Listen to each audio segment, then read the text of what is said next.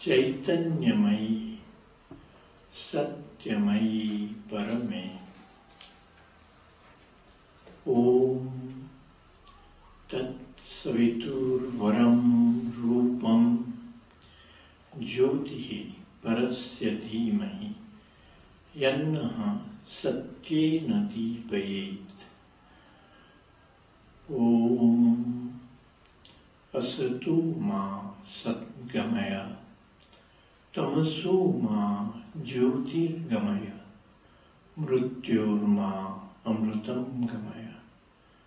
Om Shanti, Shanti, Shanti. So I'll try to translate in English and then he will translate into French. From the last word Shanti, you know, peace. Shanti, Shanti, Shanti, peace, peace, peace. Tady zaznělo na konci té mantry mír, mír, mír. Om is the beach mantra. In India, we call it the signature of the Supreme. Om je beach mantra, což je jako takový podpis nejvyššího.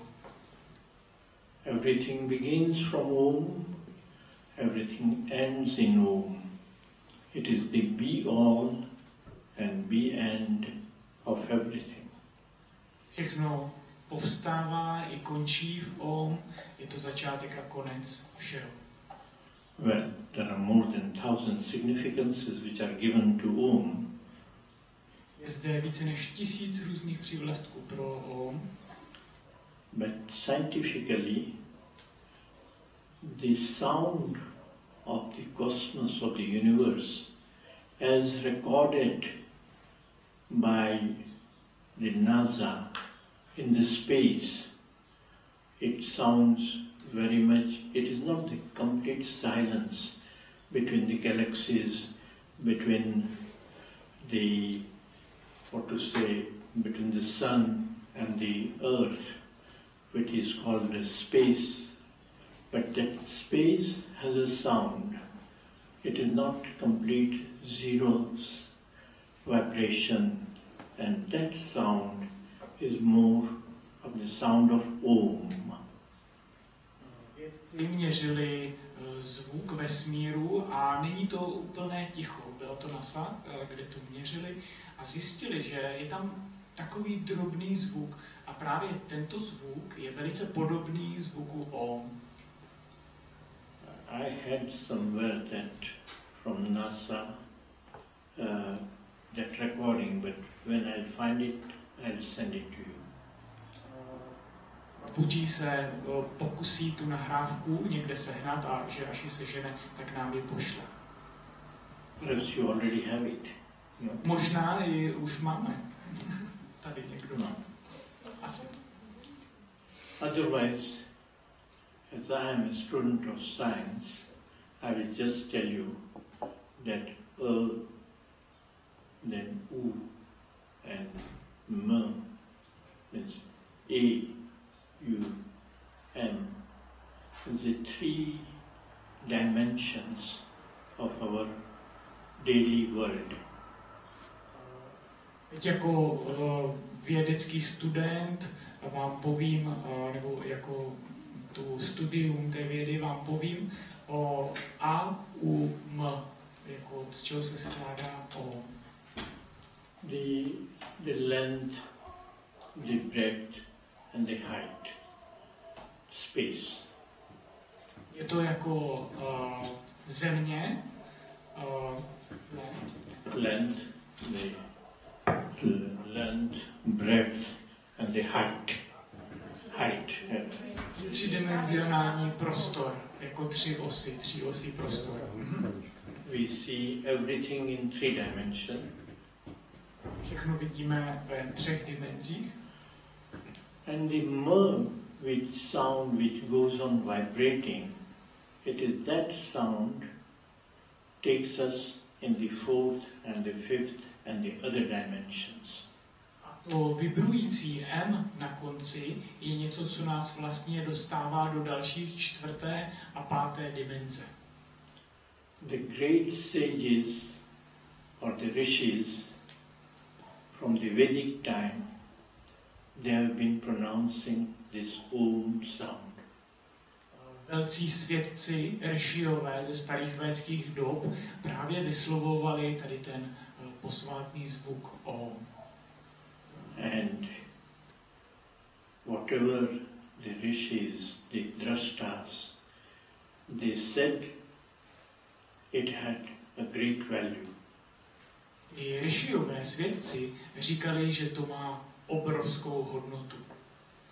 And the Vedas are called also Shruti, that which is heard, that which came as a sound, they listen to it.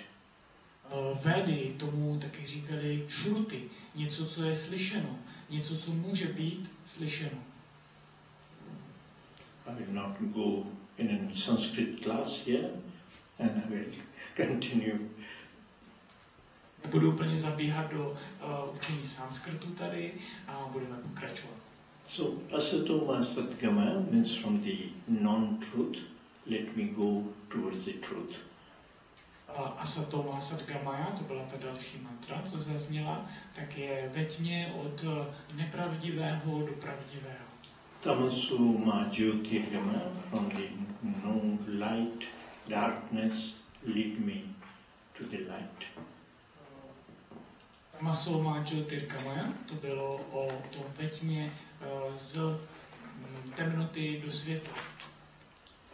And mrityurma amritam gamaya, that is from the death towards the eternal life.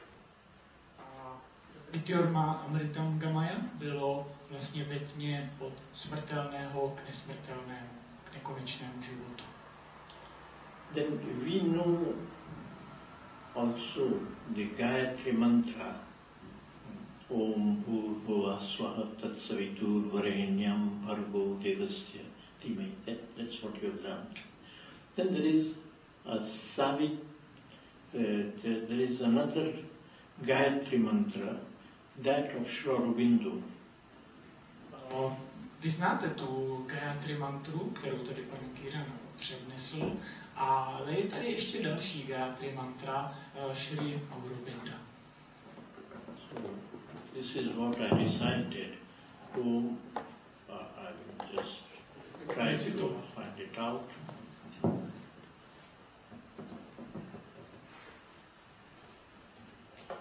Yeah, this is what I recited just now. Tat savitur varam rupam jyotihi parasya dhimahi. So this just means that let us meditate on the supreme light and let this light lead us and illumine our own selves. Tady ta další verze povídá o tom, že meditujme o tom nejvyšším světle a veď nás jako k tomu nejvyššímu já. Recently, in the last 5 years, I did some experiments with some of the medical scientists in Paris.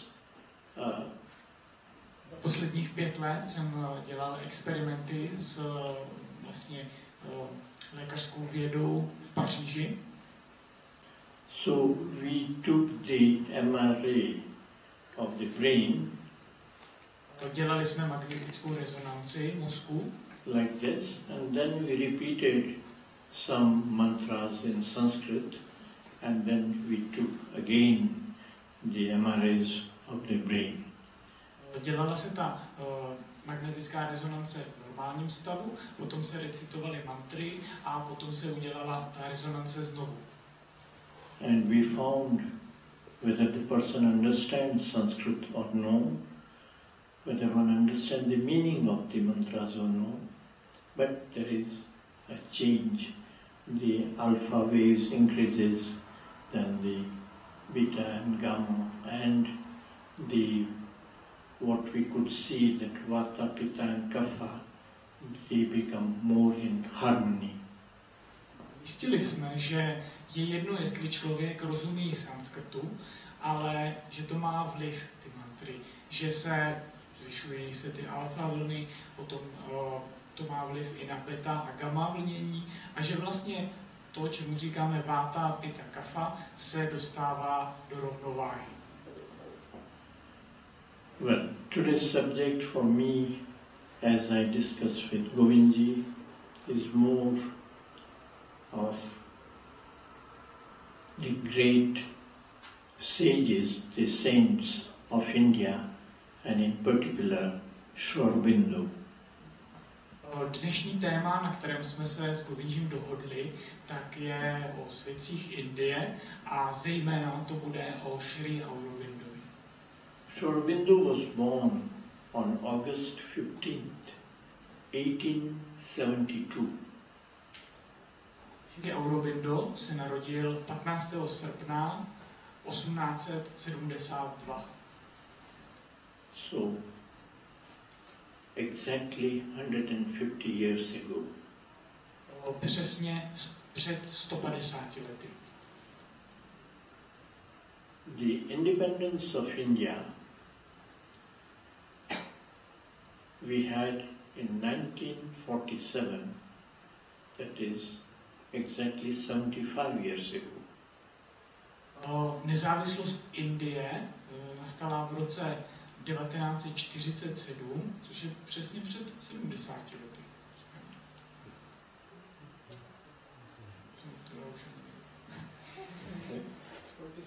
Forty-seven. 75.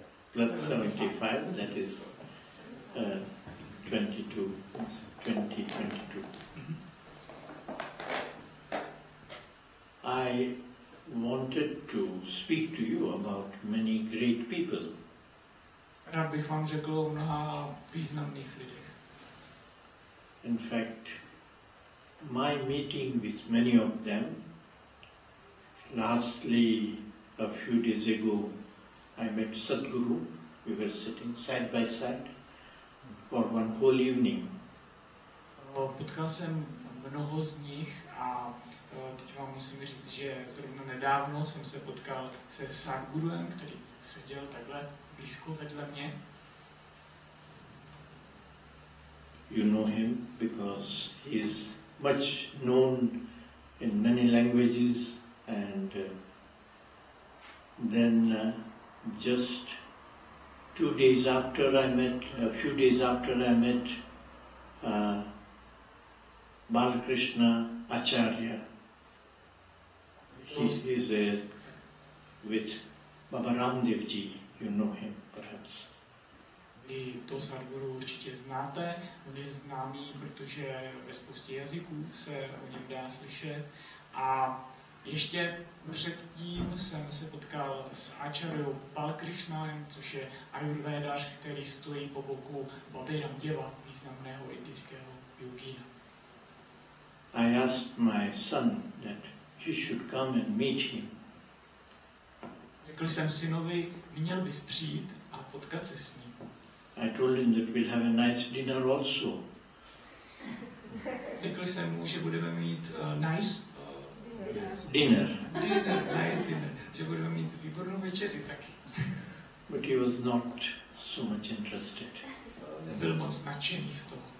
I told him you can even see on your Google and you'll find many details about him. Říkal jsem mu, podívej se na Google, najdeš o něm spoustu detailů. And he was as fast as Santosh. In 1/2 a minute, he looked at the biography of Acharya Balakrishna Ji, and then he told me he's the 4th fortune of India, the 4th richest man of India.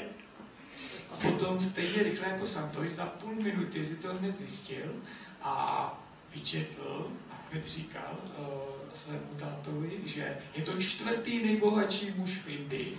Má 4. největší jmění. He even said what was the turnover of his Patanjali products. Je ten majitel té firmy na Patanjali produkty.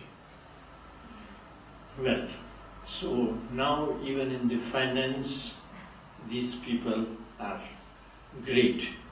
Dokonce i co se týče peněz, jsou tihle lidé obrovští. In fact, when I was talking to Govindji, and he spoke about a little bit about Acharya Rajneesh or Bhagwan or Osho, as he's called. Bavili jsme se s Govindjím o Oshovi, Acharovi, Rajeshovi. In fact, then I remembered, because I'm not much in tune with his teaching, but at the same time, I was the first one to organize his meditation camps. Já nejsem s tím učením tolik sladěný, teachings of Osho. Ale i tak jsem zorganizoval nějaké tábory, kde se to dalo, kde se vlastně učilo od Osho. Yeah. He was called Rajneesh in those days. He was a professor of philosophy, and he had studied a little bit of occultism. Tenkrát se mu říkalo ještě Rajneesh a on byl profesor filozofie a taky se zajímal o okultismus. He was in Bombay at some of his friends, and we met, and he told me that he wanted to have a seminar on meditation. Bylo to v Bombaji a někteří jeho přátelé řekli panu Kiranovi, že by potřebovali uspořádat nebo chtěli uspořádat seminář meditace s ním. He was a young man of 32 in those days. Of course, I was 24. Byl to mladý muž tenkrát, bylo mu 32, mně bylo dokonce 24. I was not that much influenced or impressed by him. Moc mě neohromoval ani neovlivňoval v té době. I just felt that he wanted to do his business, to teach, arrange a weekend of meditation and get some money. Cítil jsem, že je to takový jeho biznis, že chce udělat sešlost lidí na víkend o meditaci a zkasírovat svoje peníze. So straight away we went in the discussion of finance, that if I hire your place, your school in Nargol in India, how much they have to pay for boarding, lodging, eating, and having the meditation sessions. Hned se šlo na úroveň peněz, když on by velebil tu školu Nargol v Indii, kolik by z toho bylo, jak by to bylo s penězi za ubytování, za jídlo a tak dále. I calculated very fast. I said, of course, my school needs some money. It is holiday time. There are no students. And then I just thought over. Then I just said, of course, I'll have to hire some mattresses and things and put 10 mattresses in each classroom and things like that. So I just calculated. I said, okay, eating, having chai in the morning, another chai with the breakfast, lunch, dinner, this thing, everything, sleeping. Then the meditation he will do just under the trees, so that doesn't cost anything. Or on the seashore, well, that will not cost me anything. So I said, 10 rupees per person per day. Tenkrát jsem si to všechno rychle přepočítal, protože bylo potřeba tu školu nějak podpořit, tu naši, dostat tam lidi. A tak jsem si to všechno počítal, jak to bude s matracemi, jak to bude s vařením čaje, s těmi ubytovacími kapacitami. Potom meditace pod stromem, to nic nestojí, to je zadarmo. No a nakonec jsem spočítal, došel jsem k částce a řekl jsem 10 rupií na osobu za den. So I was, then they said, oh yes, very good, because they were thinking that it would be a very high price. Oni čekali vysokou cenu, ale jak to slyšeli, tak byli překvapeni, tak si pokyvovali hlavou. So that was the first meeting with Osho. He came down. It was a nice atmosphere on the sea. We had, like all of you, I had arranged some flowers, incense sticks.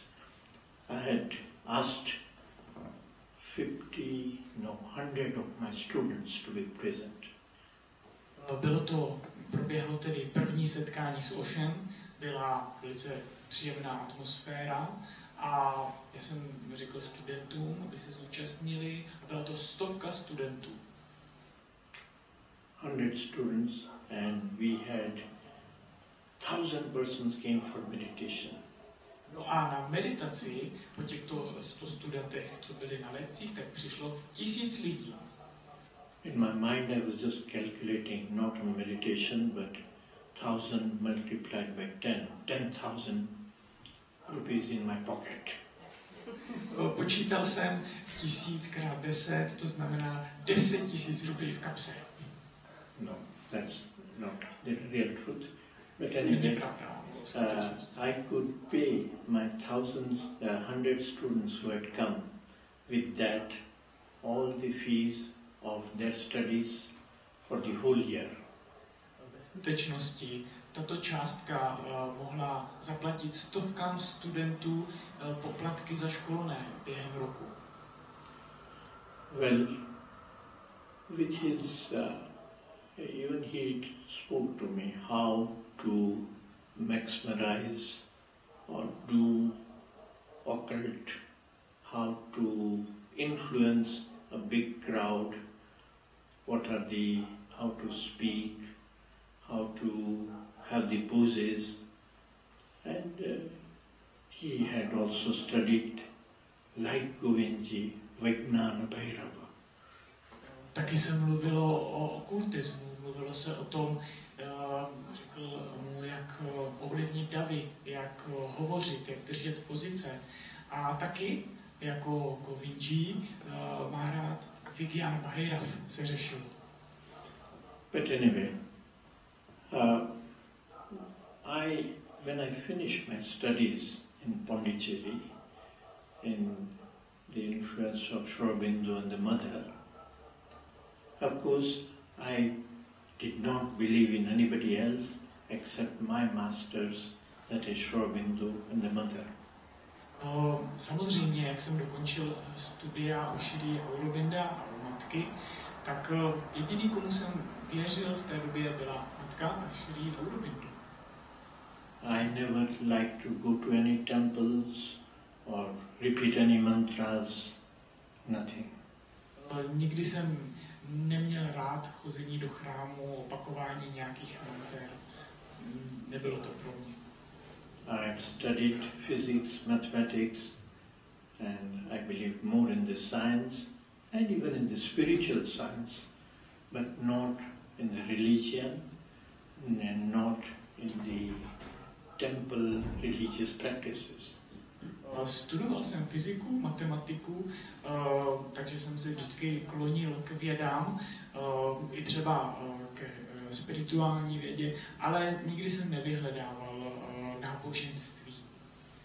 My mother used to like to go to the temple every evening, and though I was 24 and my sisters, she wanted us to accompany her. Moje matka chodila do chrámu každý večer a samozřejmě chtěla, aby já i sestry jsme se účastnili, aby jsme chodili s ní. I escaped that duty of accompanying her. Já jsem před touhle povinností utíkal. But then one of my youngest sisters, she was quite attached to me, and she convinced me in another manner. Já jsem se tomu vyhýbal, ale jedna moje sestřička mladší mě přesvědčila o něčem jiném. She said the temple is just on the river bank and you will like the river flowing by the way. Ona říkala, že ten chrám je na břehu řeky a že mně se bude líbit, jak tam plyne pěkně ta říčka okolo. There is a peaceful atmosphere and the sound of the big gong, it vibrates our whole body. Je zde taková mírumilovná atmosféra, zní tam gong, který vibruje celým tělem. It will affect your body and even your 7 chakras will get aligned. Celé vaše tělo to zasáhne a všechny ty čakry se hodí do latě. Which I didn't believe, but it sounds quite scientific, I told myself. Já jsem tomu nevěřil, ale říkal jsem si, zní to docela vědecky, tak proč ne? Anyway, I went with them and then she said, oh, you should not go, it's not an office. You need to just take off your shoes, have 2 or 3 deep breathings and walk slowly. If needed, sit down first before entering the temple. And then I did that. And then I wanted to go out also very fast. No. After you come out of the temple, you must sit here at least for 10 minutes. And I said, what should I do in these 10 minutes? Oh, you may do nothing, but just remain seated and you will understand one day. That one day is still I'm waiting for. Tak jsem teda šel. A šli jsme do toho chrámu a ona řekla, počkej, tady nemůžeš jako do úřadu si přijít. To chce sundat si boty, pěkně se párkrát nadechnout, pěkně vejít dovnitř. No a když jsme přišli dovnitř, tak jsem zase chtěla hned se otočit a jít pryč. A ona říkala, ne, takhle se to nedělá, musíš tady chvilku zůstat, být tady potichu, v klidu. A on se ptal potom, a co se stane? Uvidíš, pěkně si na to počkej, no a já na ten den čekám do dneška. At the same time, one of my friends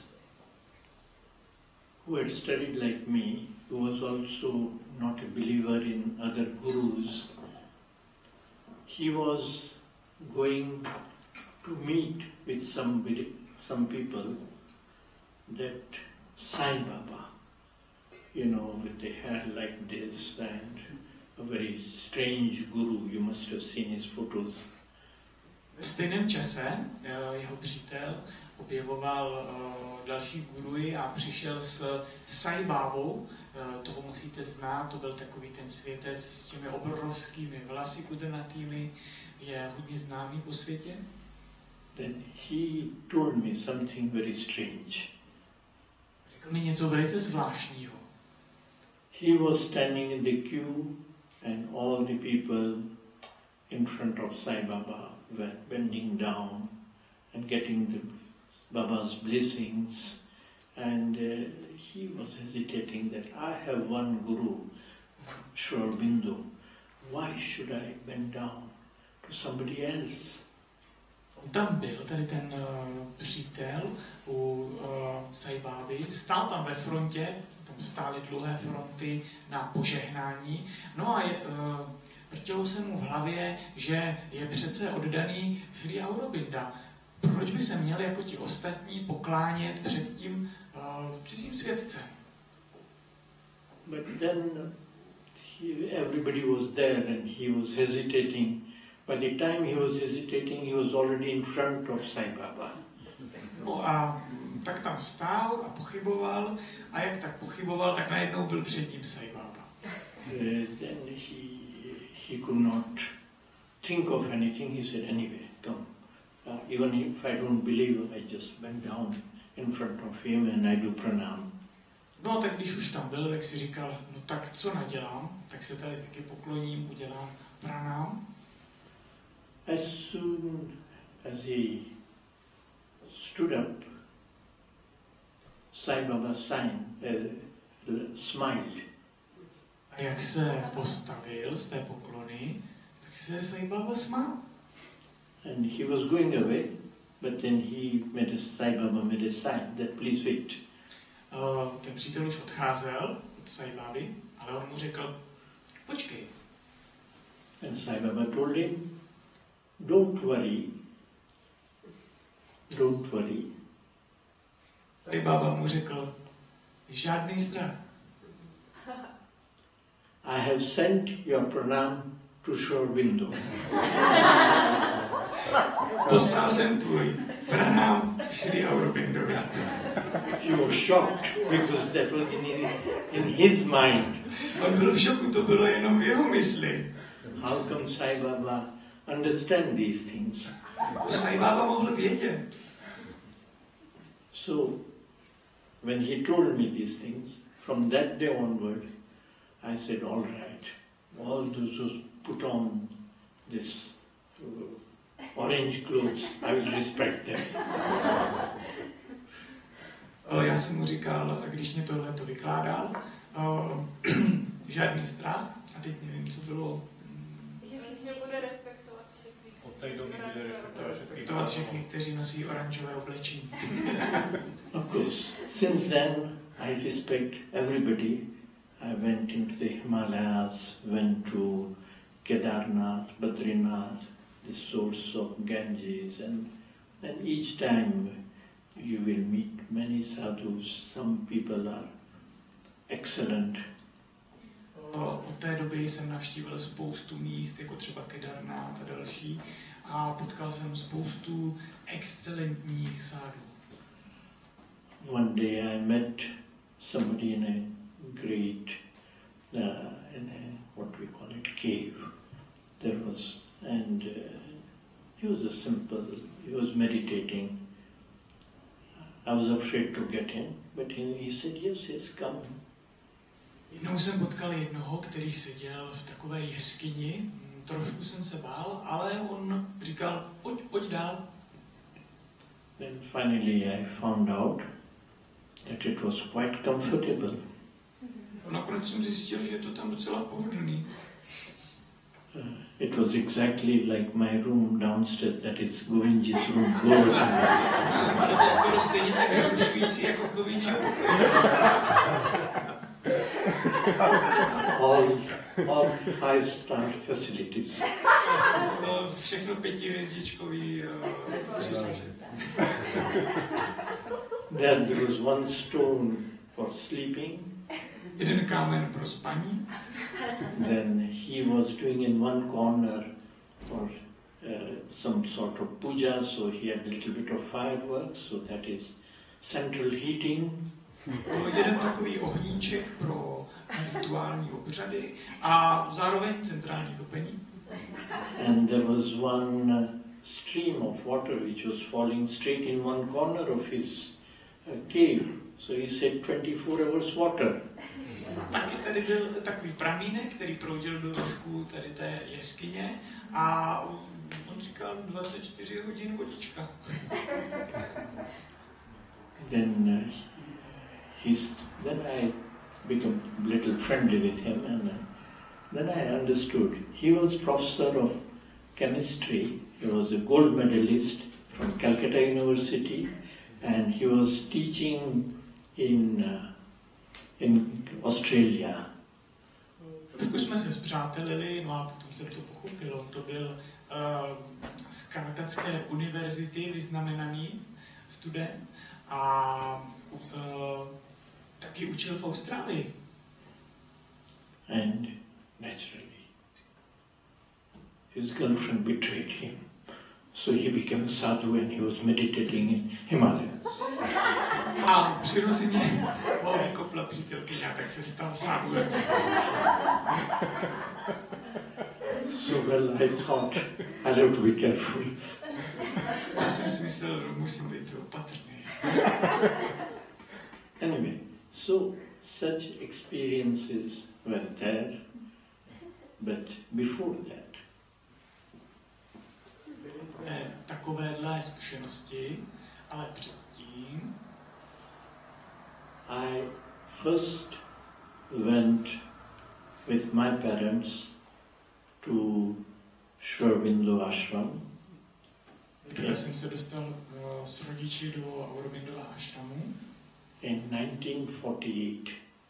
v roce 1948. I was just a 4-year kid at that time. v té době jsem byl 4leté dítě. And Shri Aurobindo used to give darshan 3 times a year. V té době dával Shri Aurobindo darshan 3krát do roka.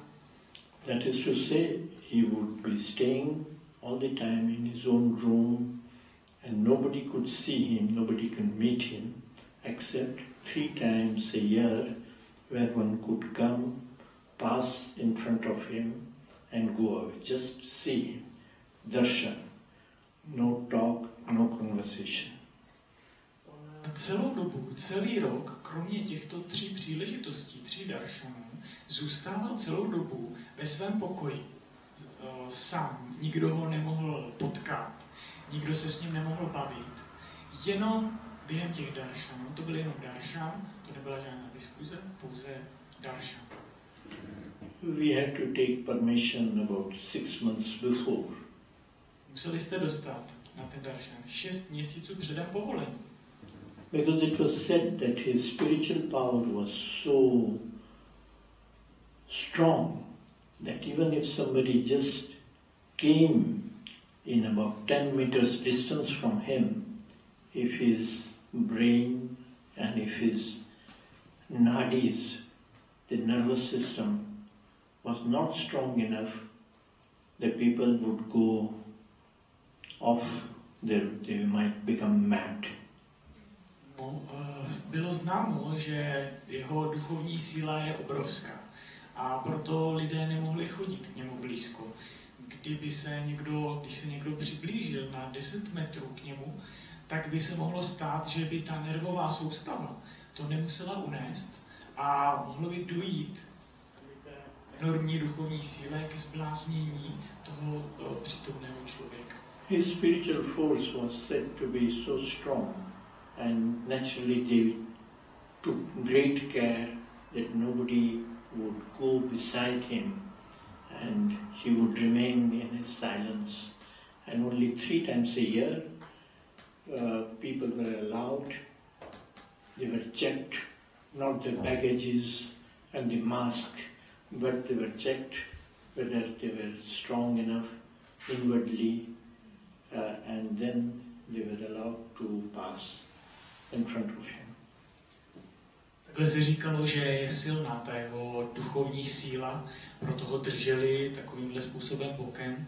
A potom, když se uskutečnil ten darshan, když se uskutečnila ta akce, kdy se s ním setkala veřejnost, tak dávali velký pozor, aby všichni lidé byli dobře připraveni, pokud jsem slyšel správně, aby měli nějaké masky a aby byli, nebo... And generally the very small children were not allowed because they were in the building up of their physical and the emotional body, and their nadis were perhaps not strong enough, it was said. Například děti tam nebyly ani připuštěné, protože je jasné, že nejsou ještě tak fyzicky vyspělí, ani ty nádis by to nemuseli unést, takže děti tam nebyly. So my parents had already told me that they will be going up and I'll be staying away from. But then somebody said that why don't you ask for Kiran also? And then the previous day I was taken to the mother. I will speak about her later on. She looked at me and then she said, yes, he can go see Shri Aurobindo. Stejně tak to mělo být i s panem Kiranem. On se tam taky neměl na ten darshan podívat jako ostatní děti, ale on se setkal předtím s matkou, to byla další světice představená v tom místě, a ta matka říkala, Kirana můžete vzít, Kiran se může zúčastnit. Well, for me it was quite interesting. I went upstairs with my parents in his room. There were tiger skins and tiger, heads, but it didn't frighten me. it impressed me. There's so many tigers in front of him, and then as soon as I looked at Shri Aurobindo, there was one eye which was with a small smile, and the other eye just fixed on me, almost penetrating the atmosphere, the body, the heart, and no thoughts, no emotions, something strange, light and power, compressing myself.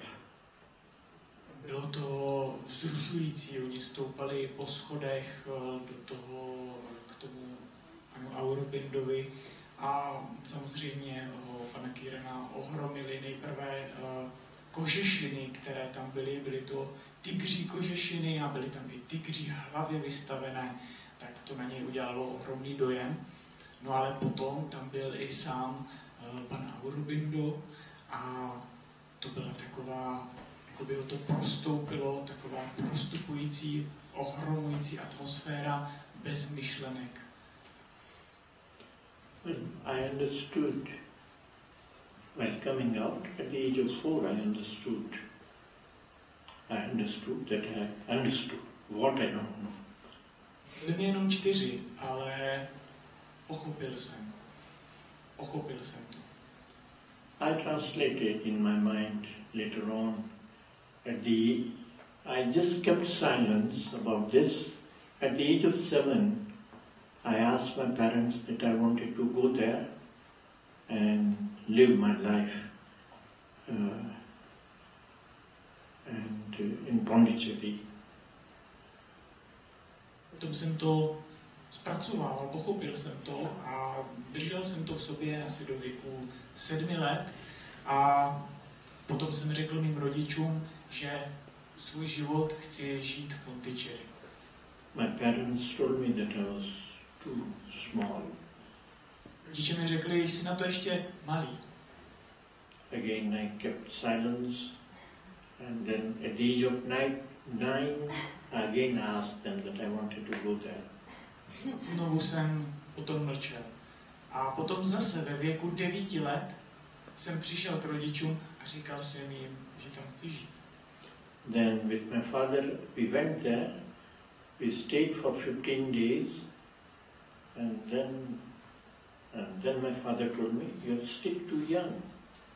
A tak jsme tam jeli s otcem, zůstali jsme tam 15 dní a potom mi otec říkal, jsi pořád ještě mladý.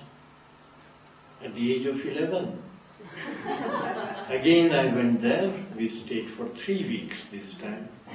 Ve věku 18 let, 11, pardon, jsme tam jeli znovu a zase mi řekl, zůstali tam 3 týdny a zase mi po nich řekl, jsi ještě mladý.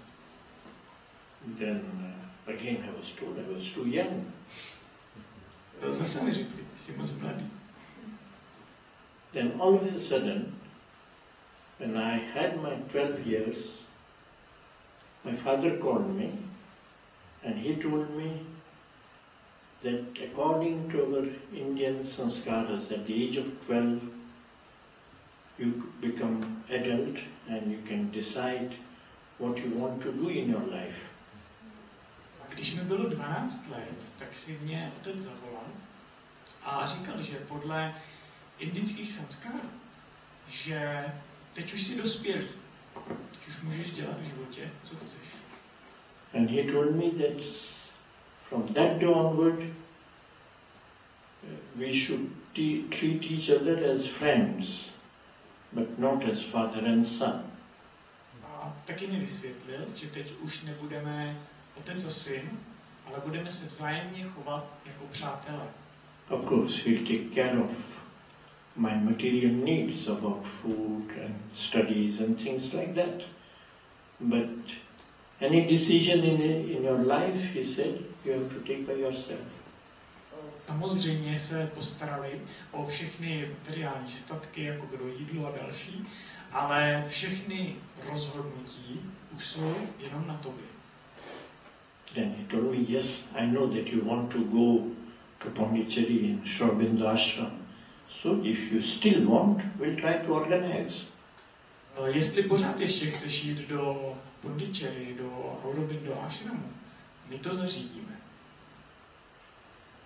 Then I was so shocked with all this, so many informations at the same time. Then I said, yes, I'm sure I would like to go. Já jsem byl úplně v šoku z tolika informací naraz a tak jsem řekl, jistě, já chci jít. Then naturally I went there at the age of something 13 and stayed there for 12 years.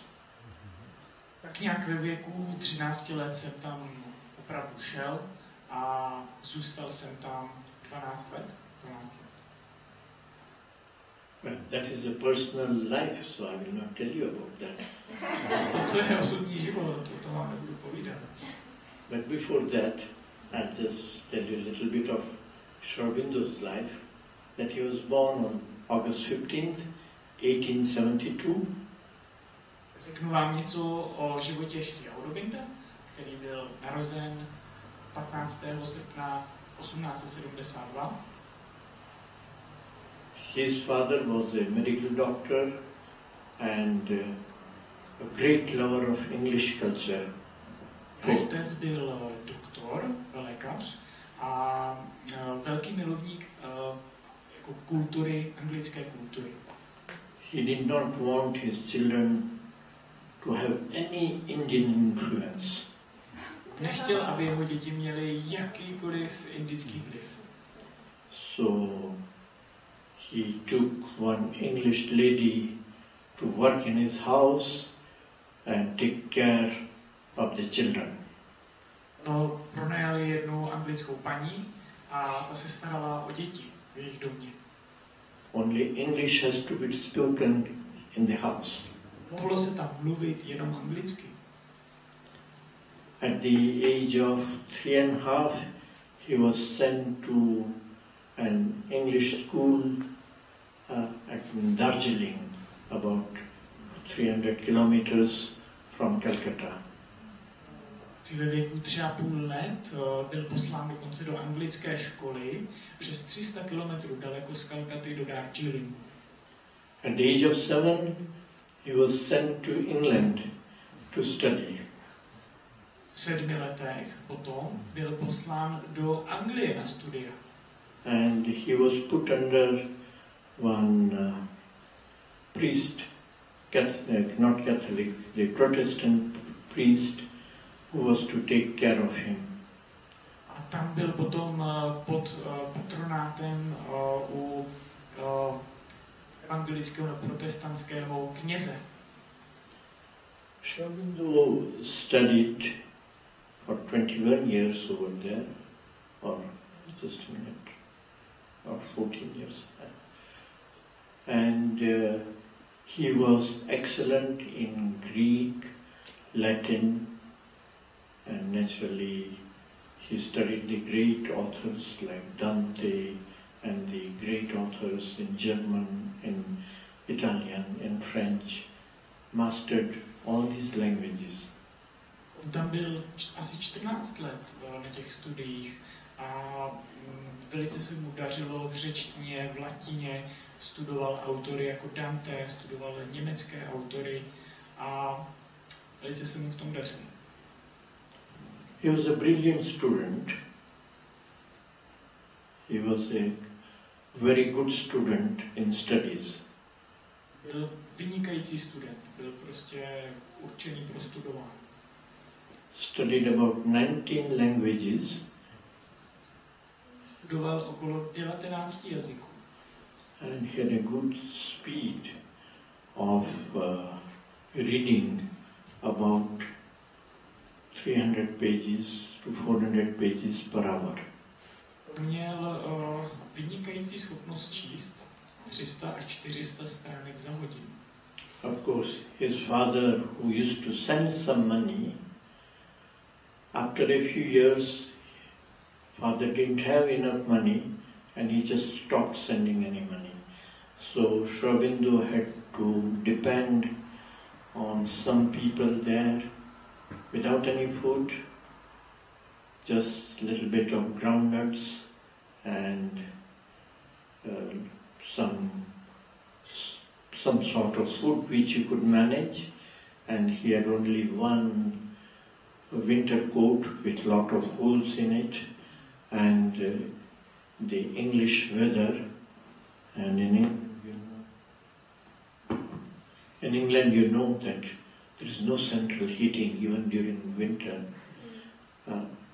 Even in 1975 when I went to England, I saw that there was little bit of heating only in the drawing room, and especially the bathrooms never were heated, so it meant that we should not take a bath, just because we could not even take out our clothes. Tenkrát ten jeho otec posílal nějakou dobu, několik let peníze a potom ale přestal, došli mu. A tak žil ten Aurobindo ve velice takových chudých podmínkách, měl jenom něco drobného, co se dalo sehnat na jídlo, měl jenom jeden kabát, který byl plný děr, a teď si to představte v té anglické zimě. A navíc Angličani nemají ani centrální topení. Pan Kiran říkal, že tam byl v roce 1975 a že to teda koukali a že si řadě nemohli dát sprchu, protože by zmrzli. Well, he was only in English atmosphere, but he felt something for India, and finally he managed to be in a secret society which was called the Dagger and Lotus, where they were doing some studies about India and they were thinking about the Indian independence. On vyrůstal jenom v anglickém prostředí, ale i přesto cítil ohromnou přitažlivost k Indii a tak se stal součástí sdružení, které vlastně se zaměřovalo na Indii. Bylo to sdružení Díky a Lotosu? Dagger. No. Lotus and Dagger. Lotus and Dagger. Lotus a Díka. Sdružení Lotose a Díky. It is a strange name, but anyway, that just meant that on one side there is Kali's force, and on another side lotus means one which comes out of the mud, and that's the great flower. To je takové zvláštní jméno toho spolku, ale znamená to za prvé, že je tam síla Kálí, ale za druhé ten lotos ukazuje, že z bahna vyroste taková krásná květina jako lotos. And it is there he learned that Aurobindo, Arvind means lotus. A tady se můžeme poučit, že Aurobindo vlastně znamená taky lotos. He was so brilliant, so they decided that he should appear for the ICS examination, Indian Civil Service, that will make him, when he come back to India, as a collector, as a prefect of the area in India. On získal nějaké vyučení ICS, takže jako indický civilní servis a služba, a tak se vrátil do Indie a teď nevím, co tam dělal, prefektor. Ne, tady není, ale něco jako hejtman. Ale ten hejtman, tady se to volí. Po volbách je hejtman. Ale v anglických období ty hejtman dělá u zkoušky a jestli udělá, tak celý život je hejtman. Není hejtman ne podle volby, ale podle zkoušky. Though he was very brilliant in studies, there was one examination, that is of the horse riding, because that was compulsory, and he did take some lessons of riding a horse, but he did not appear for the exams because he did not want to serve British people in India. On byl vynikající ve studiích.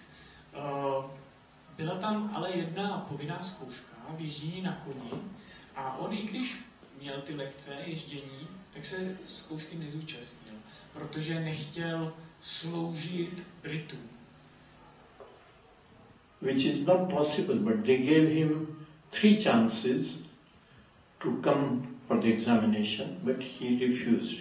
He did not go at all, he did not appear for the exam, and finally he was announced that he has failed in that exam, and therefore he cannot be the Indian civil service. On vlastně se tomu bránil, oni mu dokonce dali 3 pokusy, že může tu zkoušku udělat, ale on se tam prostě nedostavil a tak byl vyhlášen jako za takového, že bylo vyhlášeno, že on nemůže dělat tady tu funkci toho hejtmana. Well, he did not know what to do. His father and mother and everybody were even waiting for him that he should come back to India. And finally it was decided that he would take one particular ship from London to Bombay. On nevěděl, co dělat, a jeho rodiče čekali, že se do Indie vrátí, no a tak nakonec naskočil na jednu konkrétní loď do Indie. But somehow he had to change his plan and he had to take another ship. Nakonec se nějak změnili plány a museli jet jinou lodí. But the ship which he was to take, that was caught up in some storm and that ship had drowned. And the news came to India that the ship in which Shri Aurobindo was to come is no more and no passengers are alive. Ta loď, kterou měl původně jet, stalo se, že narazila na kámen. Potom média, jakmile zachytili tuto zprávu, tak vyhlásili, že ta loď, kterou jel Aurobindo, se potopila a že nikdo nepřežil.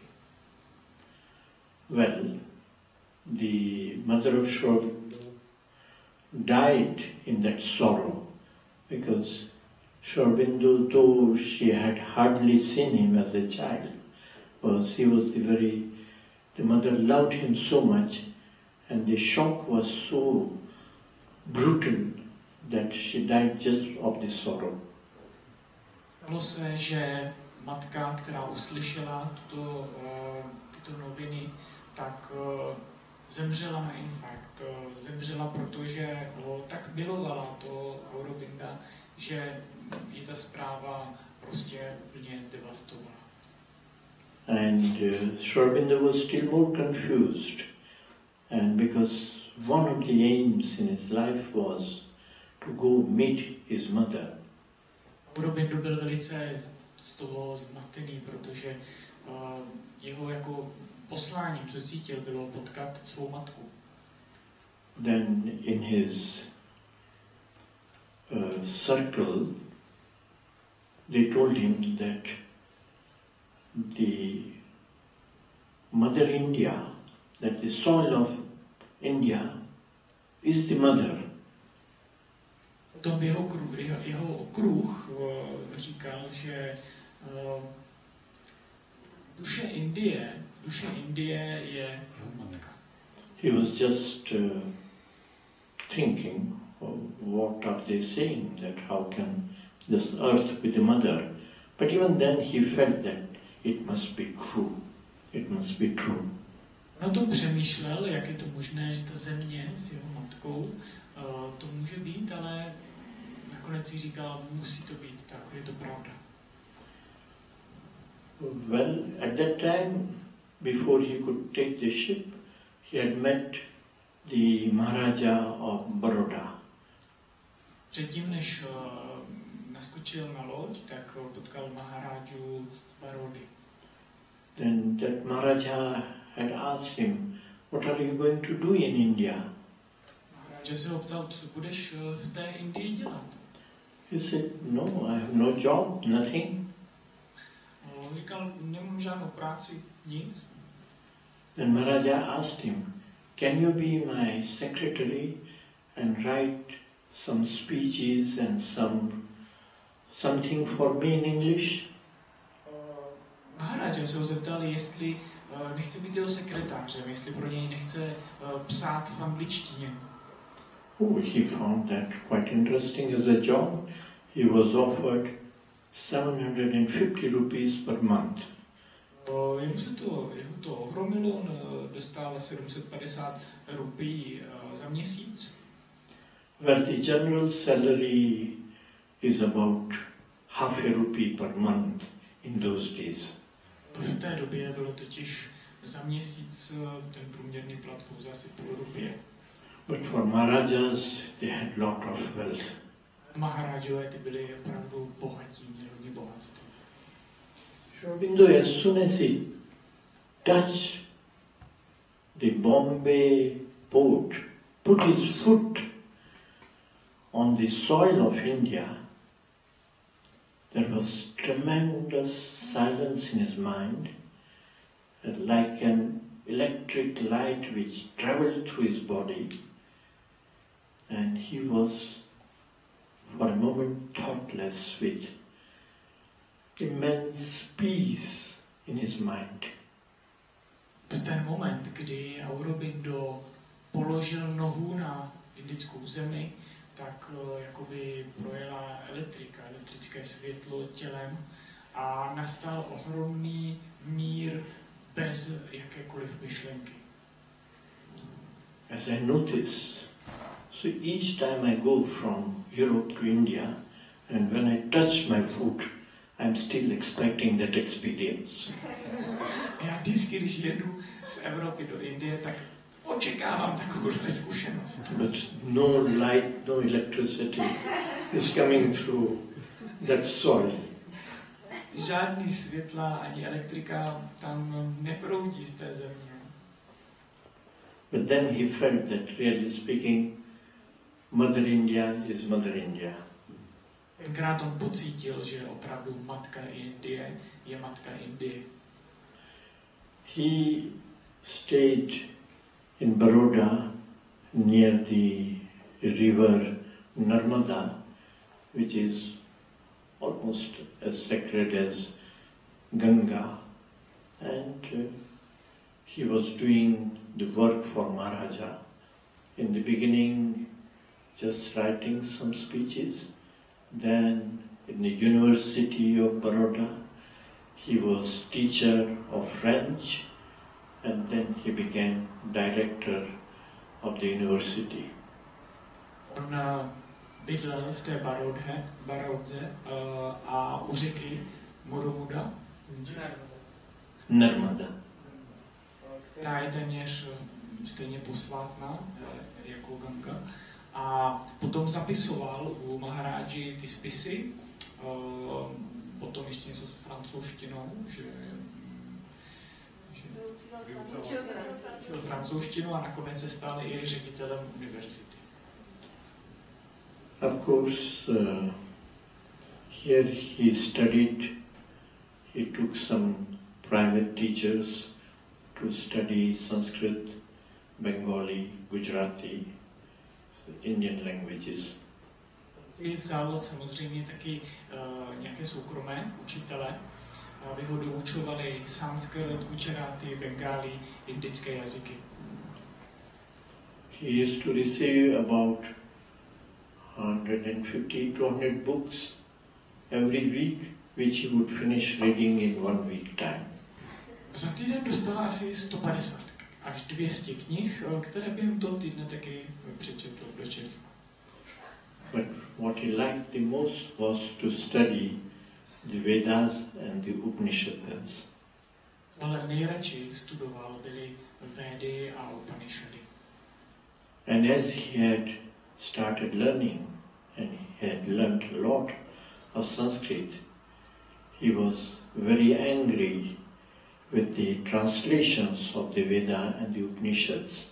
And he said, all these translations are trash. On, jak začal studovat ten sanskrit a Upanishady, no tak byl z toho úplně vyřízený, protože jak to četl, tak zjistil, že ten překlad je podle jeho slov úplný odpad. At the same time, somebody said that you need to practice yoga. A teď jsem nerozuměl. Že zjistil, že musí praktikovat jogu. Yes. Then Lele, Maharashtrian, Marathi guru, came to him and he initiated him for practice of yoga and with some rituals on the river bank of Narmada, and first taught the Kapalabhati and Anulom Vilom, and gave him the task of first 3 hours and then 6 hours, 12 hours of this breathing practices. Potom guru z Marathi zasvětil do praxí jógy na březích řeky a učil ho kapalbáty, pranayam a učil ho různé dlouhohodinové varianty. Well, in 2 days' time, he could get the experience of perfect silence in his mind, and he told his guru that now I have no thought in my mind, I am completely in this silence mood. The guru did not believe him. Ve 2 dnech už zažil zážitek ohromného ticha, klidné mysli a řekl to guruovi, ale guru mu nevěřil. Oh, he said it's impossible. And finally, the relation of guru and disciple stopped there. Ten guru říkal, že to je nemožné. A tak v tento moment tam skončil ten vztah učitele a žáka. But as Shri Aurobindo had already experienced that silence when he had first landed in Bombay, and now this time this quietness, silence really remained in him. On zažil tady ten zážitek toho ticha, už když přijel do Bombaje, jak už bylo řečeno. A ten zážitek v něm zůstal doteď. And of course he said that his memory increased a lot by the practice of Anulom Vilom, the alternate nostril breathing, and that gave him some sort of samatha, sthirata. A říká se, že jeho paměť se velice vylepšila praxí Anulom Vilom, to znamená střídavého dýchání. A že tím získal takovou stabilitu, sthirta. He started writing some articles in some of the journals in India, and they were for the freedom of India. Psal nějaké články, které vlastně měly podpořit svobodu, nezávislost Indie. And he was inwardly more and more inclined for the independence of India. Více a více ho to táhlo k nezávislosti Indie. Then he had friends like Tilak who said that Swaraj, that is the independence, is my birthright. Měl přátelé, jako třeba Tiraka, který říkal, že nezávislost je moje prostě rodilé právo od narození. Subhash Chandra Bose, who made the first Indian army to fight against British, he was much inspired by Shri Aurobindo. Bose, B-O-A-S. Subhash Chandra. Který vlastně vybudoval ten boj proti okupaci, tak byl velice inspirován. Rabindranath Tagore, he was also much influenced and he loved Shri Aurobindo. I Rabindranath Tagore, známý indický básník, mystik, byl taky velice ovlivněn tou sílou Aurobinda. In 1909, he left Baroda and left that job of 750 rupees and started working in a school, in a college in Calcutta for 75 rupees. On opustil to místo, kde pracoval za 750 rupií a odešel do Kalkaty, kde získal práci u učitele pouze za 75 rupí.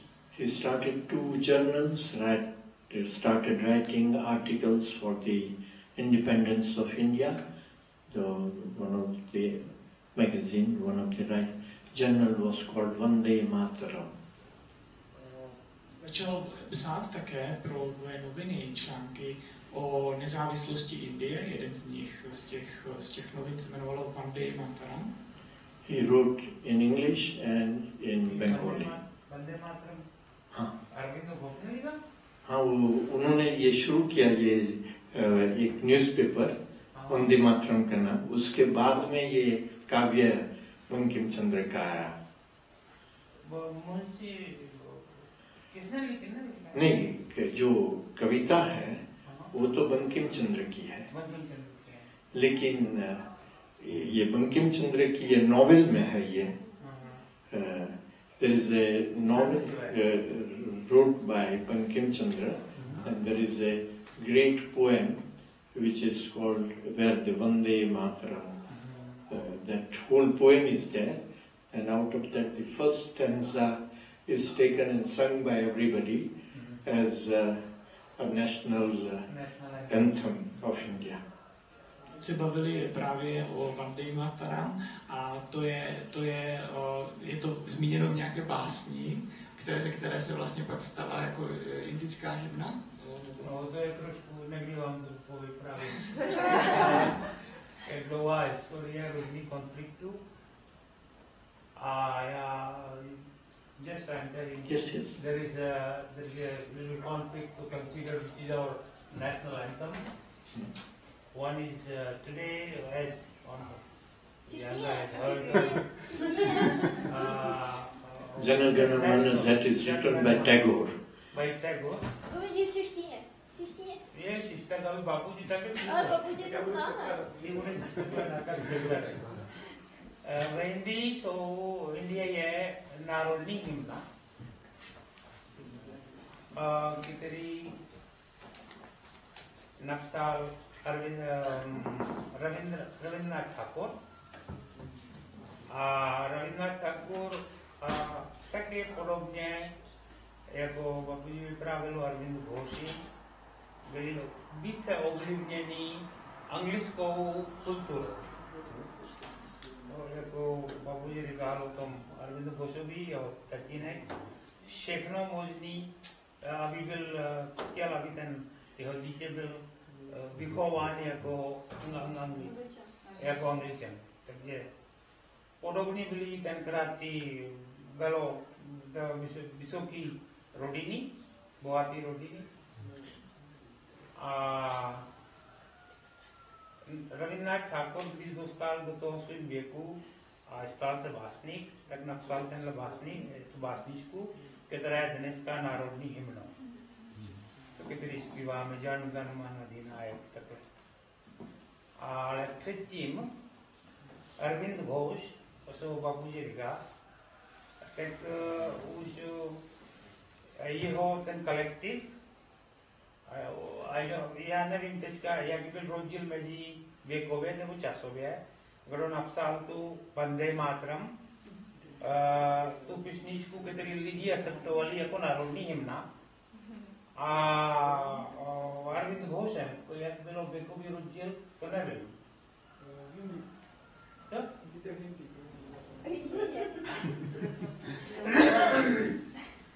The difference between Vande Mataram,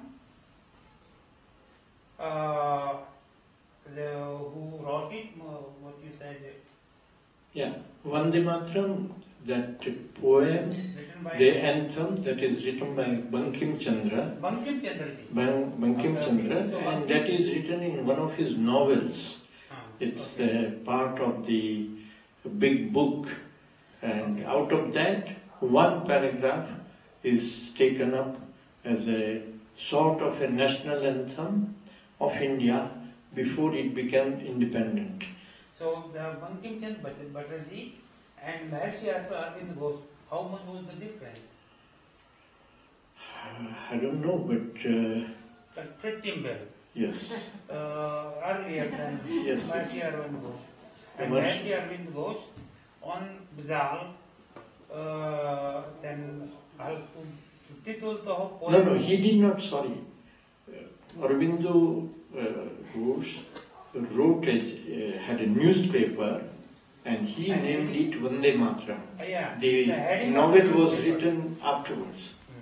So newspaper,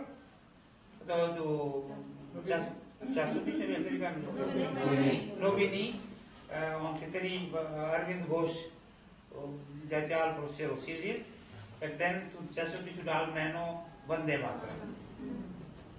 A co znamená Vande Mataram? Vande Mataram znamená kláním se před matkou. A matka se považuje za Indii. Takže kláním se, a to je heading, to je ta titul, a podle toho se složila, já si to prostě nepůjdu, Vande Mataram, Sajalam Sufalam Man, to je pravděpodobně.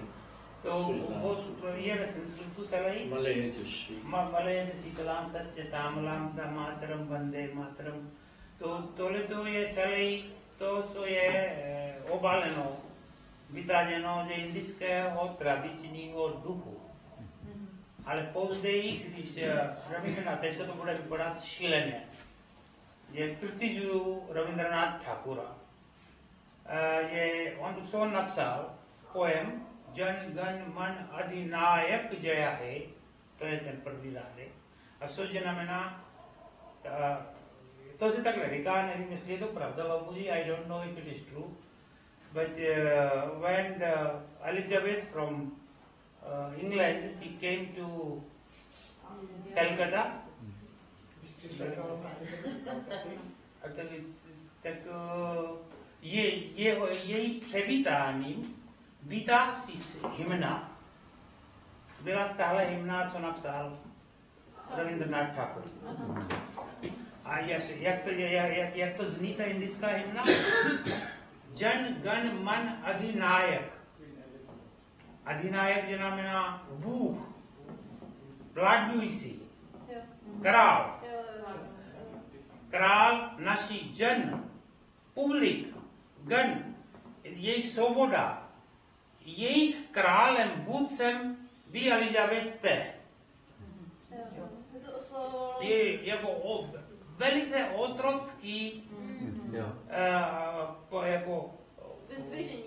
jako ano. Tak tohle to, co on napsal, to bylo vyspíváno k tomu, ale Elizabetě a tak samozřejmě, když ona zjistila, co to znamená, tak on, to je indický národní hymna. A zůstalo od té doby do dneska ten národní hymna a Vande Mataram zmizl. I když to pořád je, jako třeba dneska, ty si to také slyšela, to ona, Janda také, protože my jsme tam vyspívali na velvyslanectví, Vande Mataram, Vande Mataram. A to lidi tu ve lidech to je, ale ten indická ta ústava a ty věci ještě tam zůstávají opticky Anglii. Ještě to tam jsou. Tak na vůči národní hymně ve Indii jsou dvou názory. Zpíváme i tu otrockou hymnu, ale vevnitř máme to i tu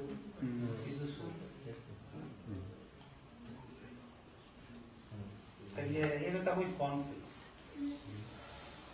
Já nejradši zpívám Vande Mataram. Yes.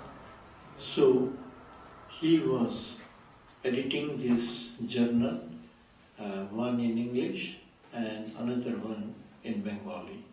And the whole population of Bengal was really getting warmed up for the independence of then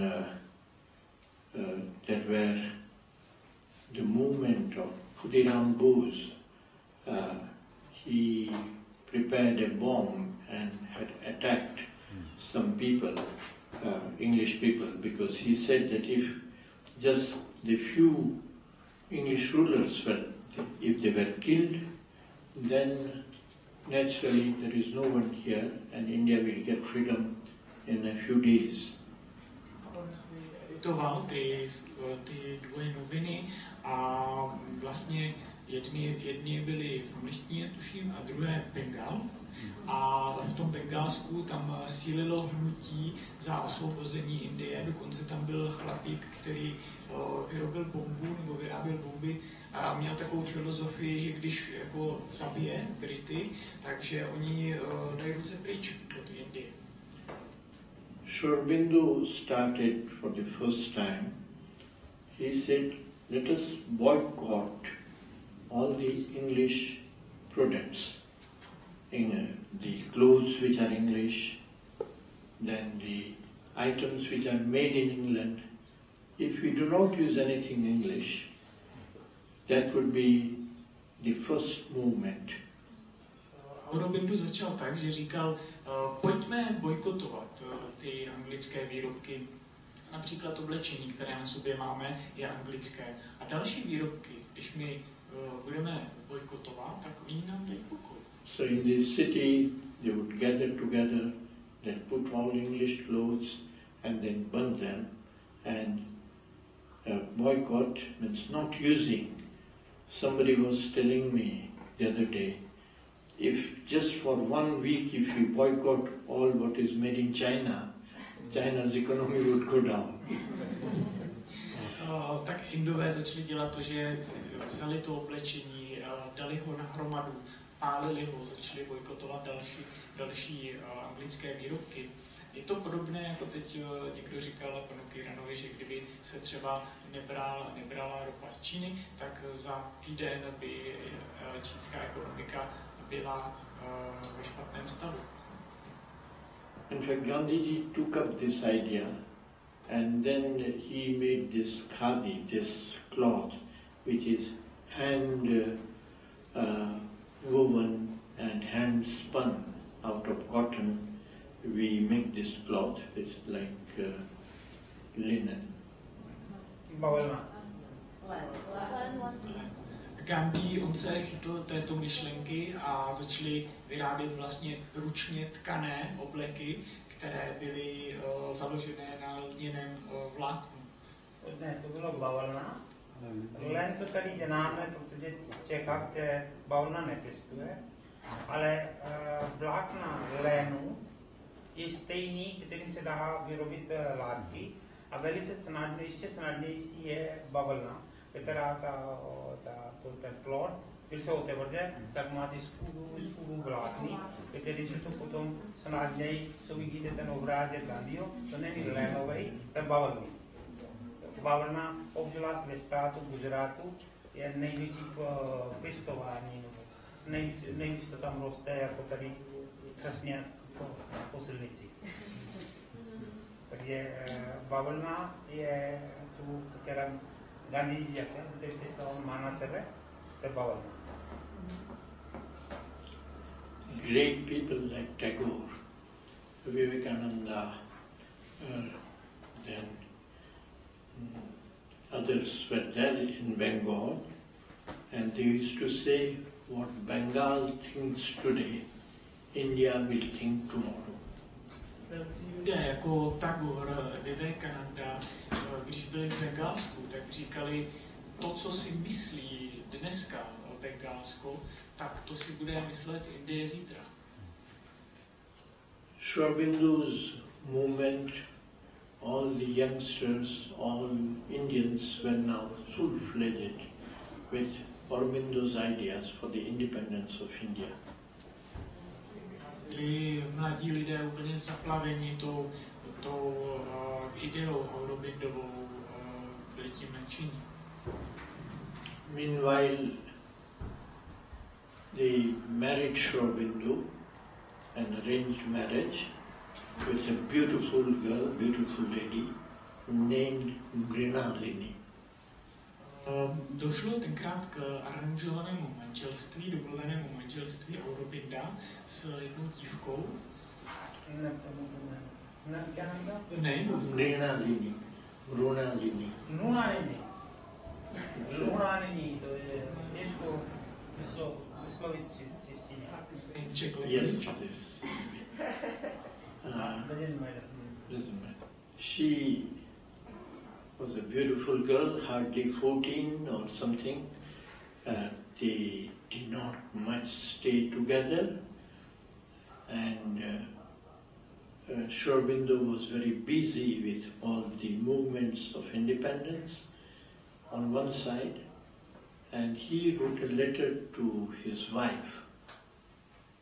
Byla to krásná dívka, bylo jí sotva 14 let, ale Aurobindo byl velice zaneprázdněný těmi povinnostmi všemi a taky napsal dopis. He wrote to her, I'm writing to you not because I do not love you, but because I love you, I would like to tell you my inner secrets or my inner feelings. On jí napsal, že jí nepíše kvůli tomu, že by ji nemiloval, ale kvůli tomu, že ji má tak rád, že jí chce říct svoje vnitřní pocity.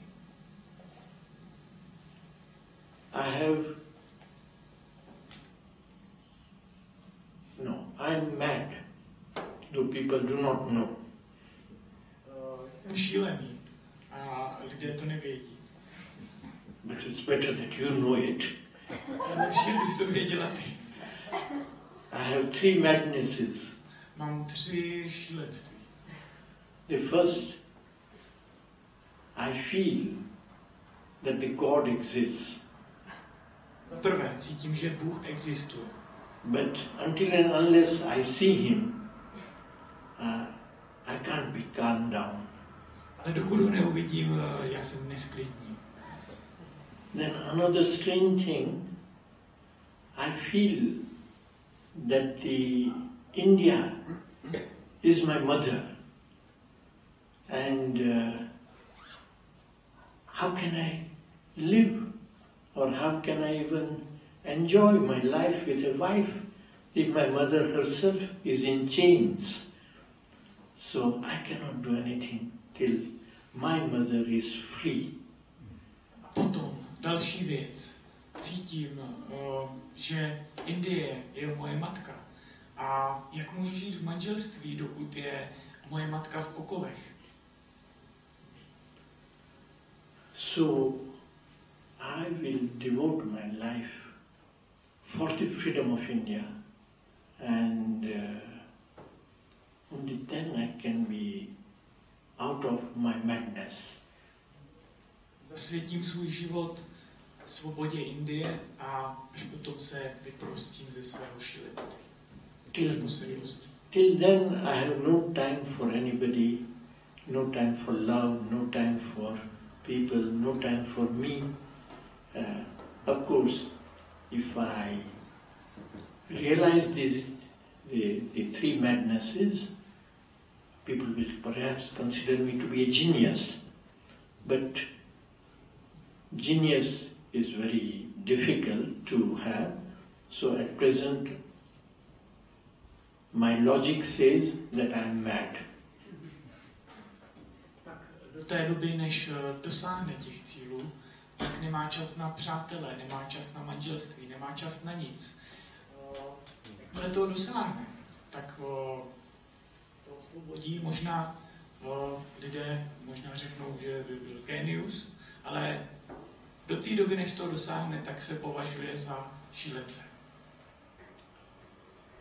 Then this one case that Shri Aurobindo had thrown, of course he was hanged, but in this they said that Shri Aurobindo was the main brain behind this, and so he was arrested. Ten povstanec, ten Bose, který zorganizoval povstání proti Britům, tak vlastně byl chycen a pověšen, myslím.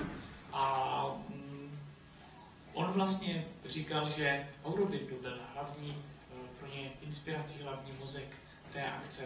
A tak byl Aurobindo taky zavřený. There were about 100 persons arrested. They were put into the jail and then the case started off. Asi 100 lidí bylo uvrženo do vězení a začal se proces. Some people were immediately sentenced to death. Někteří lidé byli okamžitě odsouzeni k smrti. Some were sent away to Andaman for lifetime prison in one Indian island. Byli poslani na doživotní vězení na Andamanské ostrovy indické. And the process, the case lasted for 1 year. Ten proces trval 1 rok. And even Shri Aurobindo's brother Barim was sent to lifetime prison. Dokonce Aurobindův bratr Barim byl poslán do doživotního vězení. And Shri Aurobindo was in a small 1.5 meter by 2 meters 15 cell. And in the beginning he was considered so dangerous, like a terrorist, so he was changed by everywhere and put in that cellule, cell, prison cell. Byl dán do cely, která měla 1,5 metru krát 2 metry. Bylo s ním zacházeno prostě jako s obrovským teroristou a byl v takové jako přísně střežené samotce celé. There was only one small door window of about 1 meter 20 high with the iron bars. That was the only entrance, and that is the only one which gave him some light. Byly tam jenom taková malá dvířka s železnými mřížemi a jenom malinký otvůrek na světlo. He had one blanket and one small bowl in which they would serve him water, food, anything that was just in that one. Měl jenom jednu přikrývku a měl jenom jednu malou misku, do které mu dávali všechno, do které mu dávali jídlo i vodu. And in one corner, one basket where he could go urine, toilet, but it would remain, it will even flow towards his bed. Means he had no bed, only one blanket. Bylo to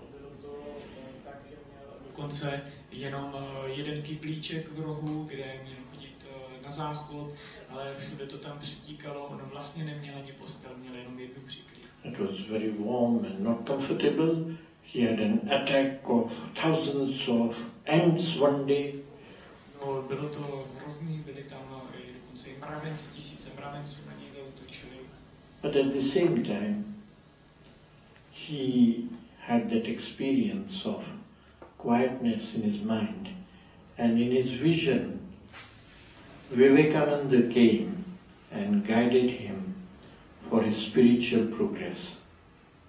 Ale ve stejném čase měl zážitek toho ticha, toho klidu a Vivekananda ho vedl ke spirituálnímu pokroku.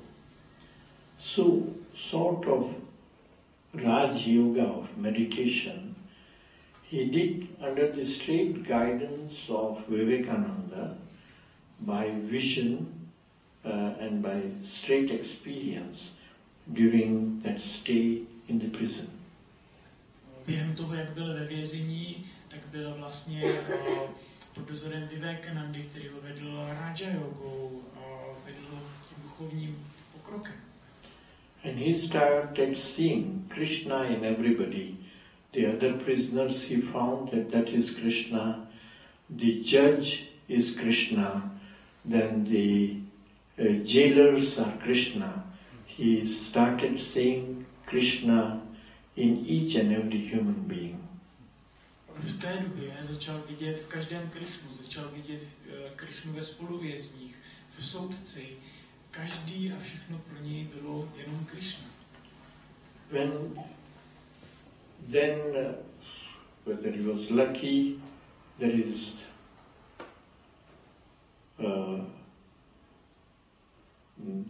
the case.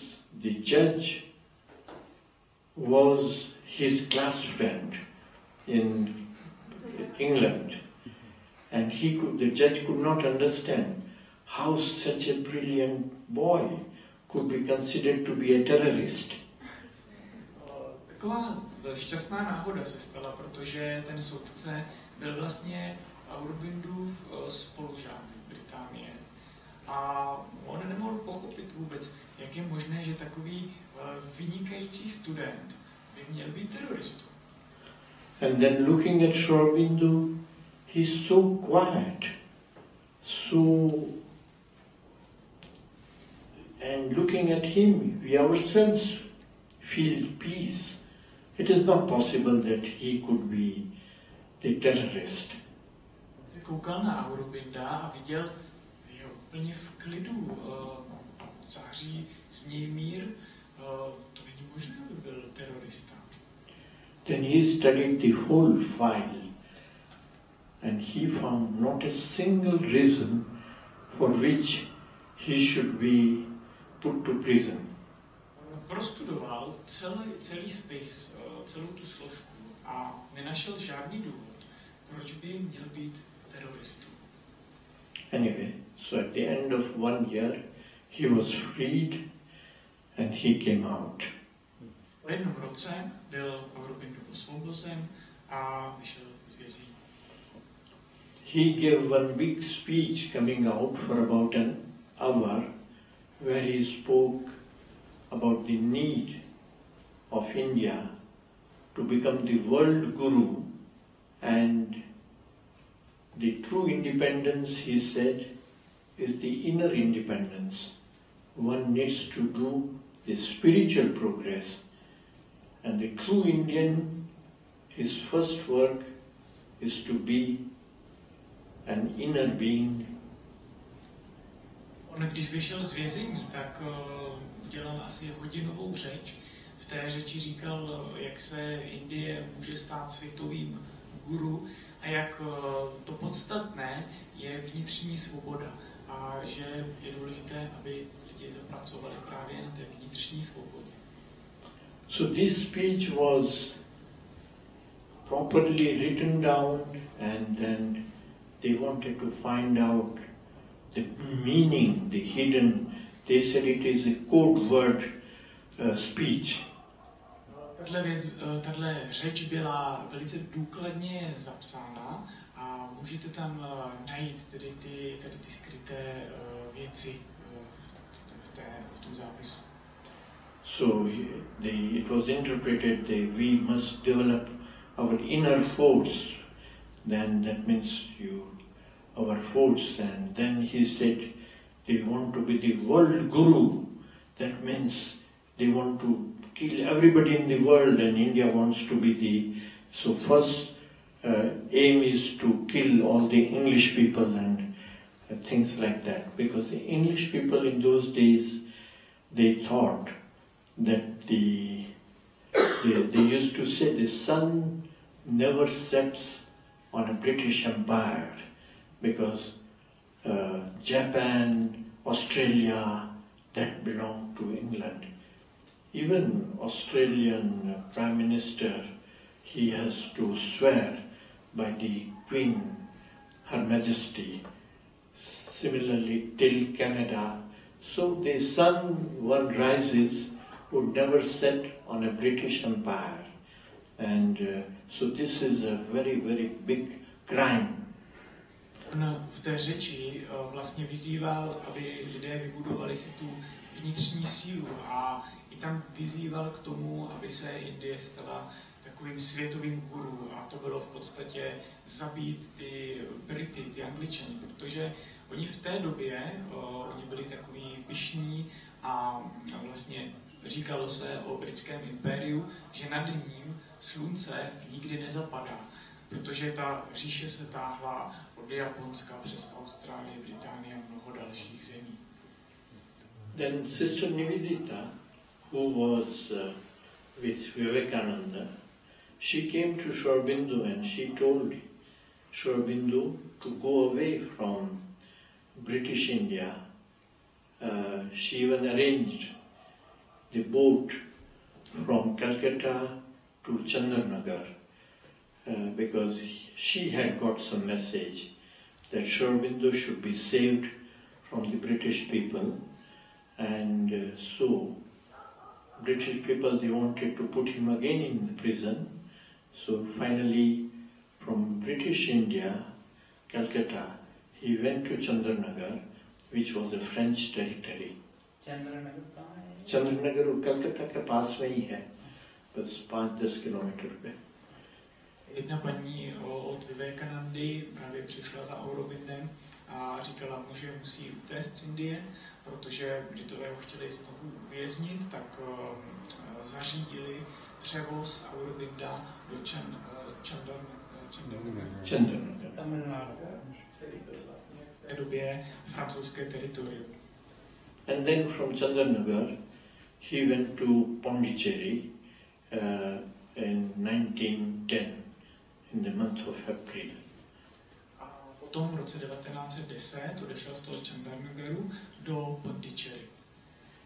And he stayed in Pondicherry, and he had left the politics or the freedom movement of India, and he consecrated whole of his life for the spiritual progress. A on v tom Pondicherry vlastně zanechal to politického života a rozhodl se, že veškeré svoje snažení věnuje tomu duchovnímu pokroku. In the beginning there were some disciples, 5 to 10 disciples around him, and some sort of money would come from some friends so they can survive, and he could teach his methods of spiritual progress. V začátku tam bylo pouze 5 až 10 lidí, jídlo a zabezpečení přicházelo od přátel a takhle tam žili a rozvíjeli a byl tam vyučováno všechno pro duchovní progres. There were some people came to look for him. There were some spies among his disciples put by the British government and by the French government. They came to check up but then there were only the Veda, books on the Vedas, and some dictionaries of Greek, Latin, and the talks were only about what are the writings of Upanishads or the Vedas. There were only such discussions. So they could not say that it was, they were trying to decide that what is really behind this, but finally they decided that it was not a political activities he was doing. Oni po něm samozřejmě pořád šli a dokonce byli mezi jeho žáky i špioni britští a různě se snažili zjistit, co oni tam vlastně dělají, o co tam jde, ale všude našli jenom védy, všude našli jenom spisy, v přednáškách to bylo všechno o duchovnu, takže se jim vlastně nepodařilo zjistit, že by tam byla nějaká jako politická akce nebo nějaké něco proti Britům. I'll finish it up in 5 minutes. So in 1914, a French lady named the Mother came to Pondicherry in quest of Shri Aurobindo, because right from the age of 5 in Paris, she was meditating, and in her vision she would see somebody. She named that person Krishna, and from 5 onward she was getting the vision of Krishna, and she was doing her inner progress, spiritual progress. So when she was married, she sent her husband towards India and Japan and other countries. She was an artist, so she did a painting, and she said, if you find somebody. And then her husband had come back to France. He said, yeah, perhaps there is one man named Aurobindo Ghosh. Perhaps he might be your Krishna. V roce 1914 tam přišla do Pondicherry jedna paní z Francie. Byla to paní, která od svých 5 let měla vize Krišny. Ona to měla až do dospělosti, a když byla potom dospělá a už měla manžela, ona všechny ty vize zakreslovala, malovala je a potom, co se vzali, tak dala tomu manželovi tady ty obrázky a řekla mu, jestli by to nemohl najít, tady to, co se, ty její vize. A on teda cestoval po Indii a nakonec zjistil, zdálo se mu, že by podle těch malůvek to mohl být Aurobindo, mohlo to být to Pondicherry. So in 1914 she came with her husband. She stayed for a few days. She did find that that was the same person whom she had seen from the age of 5. And because of the First World War, she had gone away. And then in 1920, she came with her husband and they stayed there. V roce 1914 tam teda s tím manželem jeli a ona skutečně se jí to potvrdilo, zjistila, že je to ten člověk, jak měla vize Krišnovi, a že je to místo. A potom museli odjet, protože byla samozřejmě první světová válka, ale v roce 1920 se zase vrátili na místo. So before 1920, Shri Aurobindo had written some of his major works, that is the Life Divine, Synthesis of Yoga, Human Cycle, Foundations of Indian Culture. So he has written many books, 30 big books like this. On před tím rokem 1920 napsal mnoho knih, že to bylo až více než 30 knih. Dohledáte ty názvy? In 1926 he had the first, what we call it, Krishna's consciousness, descent on earth. The first realization.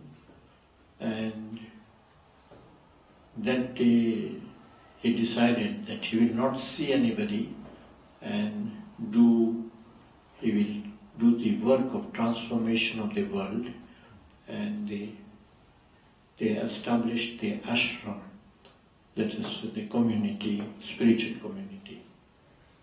Potom vzniklo dílo, jak Krišnu vědomí sestoupilo na zem, a on se v té době rozhodl, že vlastně se založí chrám, že se založí ashram, kde bude tedy ta komunita se scházet. And so from 26 till 1950, he was in the same room, and we had the possibility only of having the darshan of Shri Aurobindo. A potom vlastně už byl pouze v tom pokoji, jak bylo řečeno, a už pouze se lidé za ním dostávali jenom v době toho daršanu. It was in 50s, 60s? 1950 he died.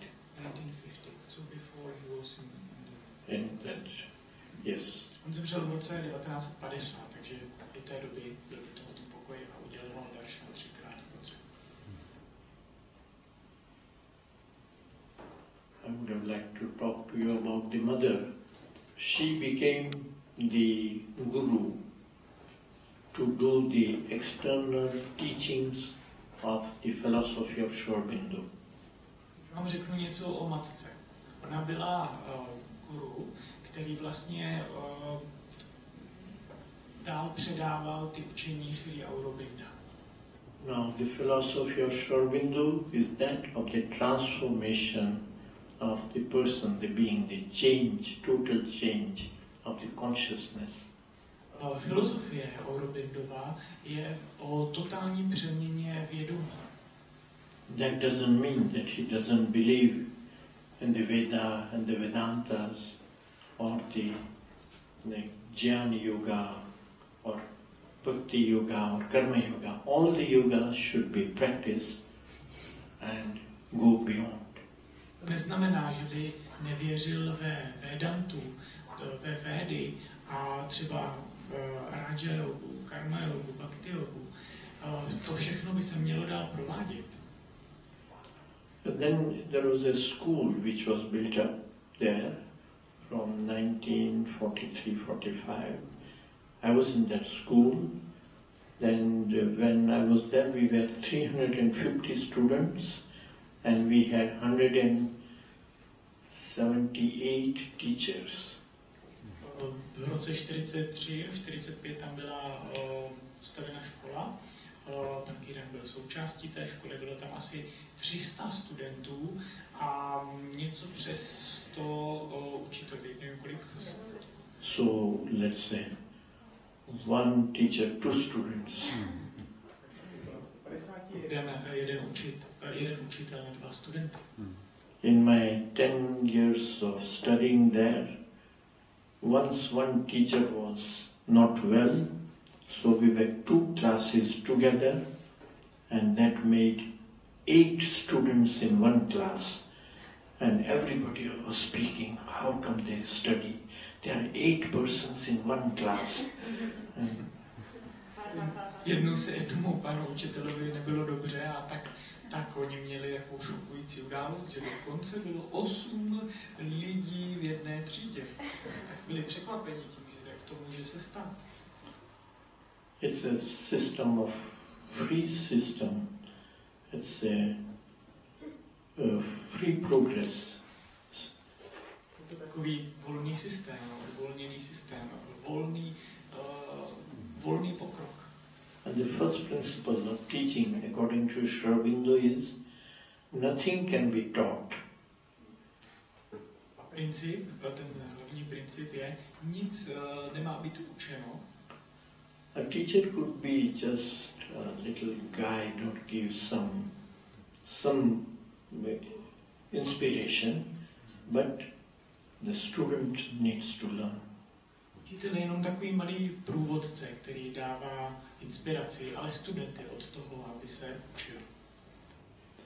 And it still continues, and there is a development of a township which is called Aurobindo, which is based on his principle, has started over there.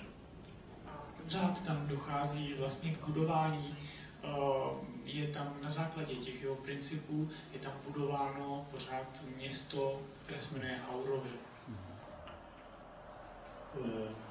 Then there was another guru just nearby, the Raman Maharshi, at Arunachalam, and I used to go there also. So there, when he was there, Maharshi was there, it was said that in his presence you had no thoughts, you had no questions. And I can tell you, it is still true. There is still that atmosphere of quietness. Nedaleko tohoto místa žil i známý světec Ramana Maharshi na hoře Arunachal. V jehož přítomnosti a na tom místě zažívali lidé takový stav klidu bez myšlenek. A musím potvrdit, že je to opravdu tak. So Shri Aurobindo's yoga is called integral yoga. Aurobindova yoga se nazývá integrální. And this year we are celebrating 150th anniversary of that, of his birth. Teď se slaví 150 let jeho narození. Our new President of India, she studied a little bit of Shri Aurobindo's thought, and she was even a teacher in one of the schools which followed that thinking. Nová prezidentka Indie studovala jeho učení a jeho myšlenky. The Prime Minister of India, as well as many other people, are influenced by these thoughts or these writings of Shri Aurobindo. I premiér Indie a další lidé jsou ovlivněni právě texty Shri Aurobinda a jeho učení. But really speaking, he is a great, great poet, and one of the biggest poems is called Savitri. Ale opravdu to byl skvělý básník, jeden z největších básníků řečený Savitri. Okay, thank you very much for listening to me. Děkuji moc za pozornost, že jste mi poslouchali.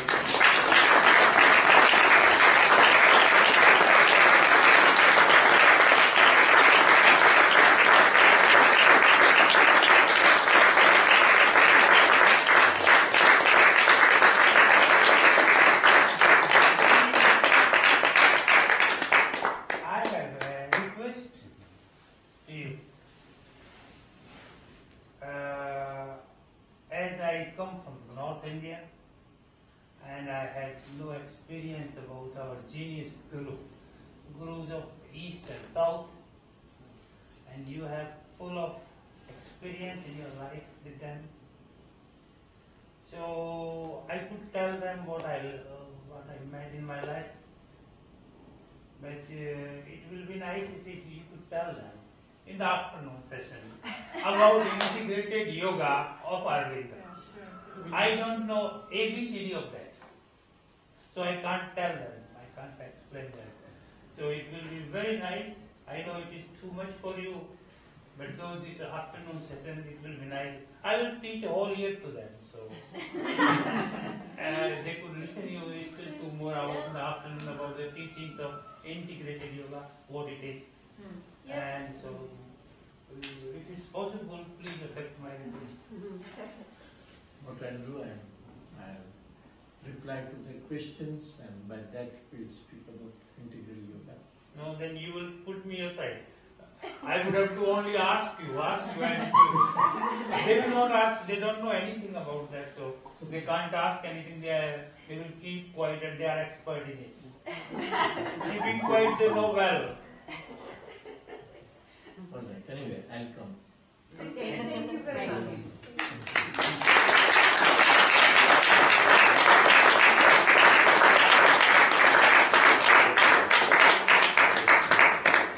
If you have Mate jaise utasku, ukaste, Shri Mate, Shri Sita. If you have any question, you can ask. Was it interesting or? Yes. They never know how to say thanks. Doesn't matter. They don't know to speak. Once there is a lecture, they are shut down. Thank you very much. Bapu Ji, did Shri Aurobindo met Ramana Maharshi? If they met, Yes. no, they didn't meet physically. Lidé se ptali, jestli se Aurobindo potkal s tím svědcem Ramanou Maharishim a oni se nepotkali Physically. Please, Bapu Ji, I would like to ask you how many times have you met Aurobindo? Every year or? Kolikrát jste potkal Aurobindo? He left his body in 1950, and first time I went, that was in 1948, so I met him only once. Potkal Aurobinda v roce 48 a on zemřel v roce 1950, takže bohužel k tomu setkání došlo pouze jednou. And during your life, have you ever met something stronger, or this was? Potkal jste někdy něco silnějšího? Well, that is a nice question. Unfortunately, I've not met as yet some other persons, but it is a personal experience, you know.